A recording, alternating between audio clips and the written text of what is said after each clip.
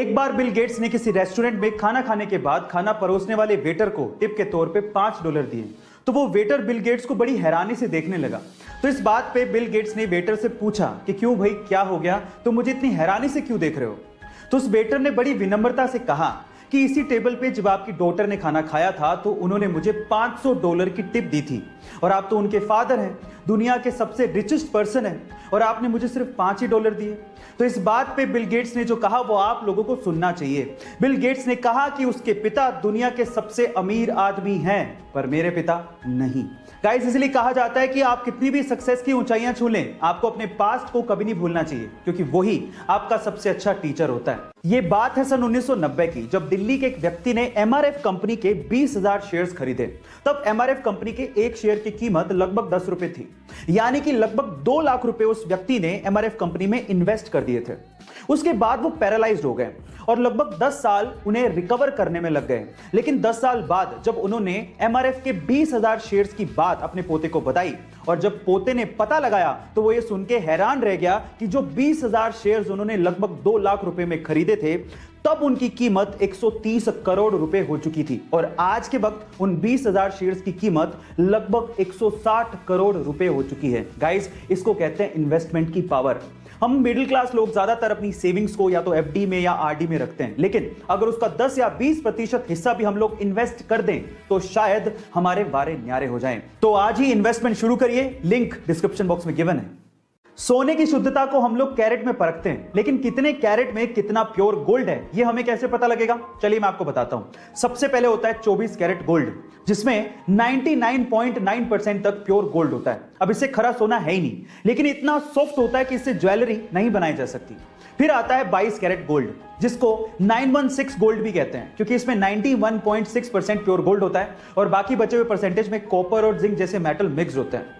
अभी थोड़ा हार्ड होता है तो इससे ज्वेलरी बनाना आसान होता है। फिर आता है 18 कैरेट गोल्ड, जिसमें मात्र 75% तक की प्योर गोल्ड होता है और बाकी बचे हुए 25% में निकल, कॉपर और जिंक जैसे मेटल मिक्स होते हैं।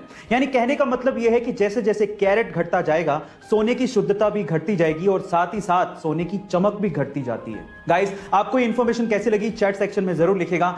ब्राजील में एक जेल है जहां के कैदियों को अगर अपनी सजा कम करनी है तो उनके लिए गजब का रूल बनाया गया है, या फिर यूं कहें कि गजब का सोशल तरीका अपनाया गया है। वो क्या है मैं आपको बताता हूं। देखिए, अगर कैदी को अपनी सजा कम करनी है तो उसे एक पैडल वाली एक्सरसाइज बाइक दी जाती है, जिसके पैडल मारने से वहां इलेक्ट्रिसिटी पैदा होती है और वही इलेक्ट्रिसिटी पास के गांव में सप्लाई की जाती है। अब जितना ज्यादा पैडल मारेंगे और जितनी ज्यादा इलेक्ट्रिसिटी पैदा होगी, उस कैदी की सजा उतनी ही कम कर दी जाएगी। आपको यह तरीका सुन के कैसा लगा चैट सेक्शन में जरूर लिखिएगा। अगर आप लोग कुत्तों को बहुत ज्यादा प्यार करते हैं तो आज की वीडियो आपको जरूर देखनी चाहिए। क्या आपको पता है कि बहुत सारी ऐसी चीजें जो आपको कभी भी कुत्तों को खाने को नहीं देनी चाहिए?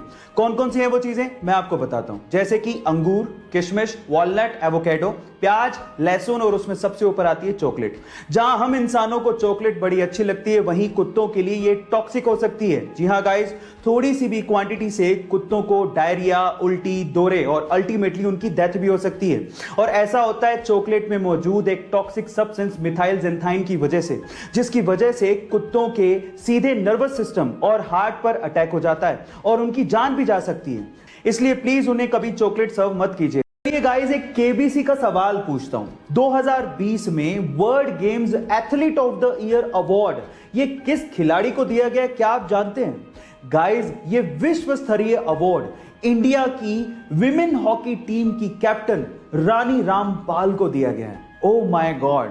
और मैं आपकी जानकारी के लिए आपको बता दूं कि दुनिया की वो पहली ऐसी हॉकी खिलाड़ी हैं जिन्हें ये विश्व स्तरीय अवार्ड दिया गया है। गाइस, इसके अलावा इंडियन गवर्नमेंट ने हाल ही में उन्हें पद्मश्री से भी सम्मानित किया है। वो हरियाणा से हैं और 15 साल की उम्र में उन्हें नेशनल हॉकी टीम के लिए चुन लिया गया था। है ना गाइस अमेजिंग फैक्ट? ऐसे अमेजिंग फैक्ट्स के लिए YouTube पे हमारे चैनल को सब्सक्राइब कर लीजिए और अगर आप Instagram पे देख रहे हैं तो मुझे फॉलो करना मत भूलिएगा। मिलते हैं अगली वीडियो में।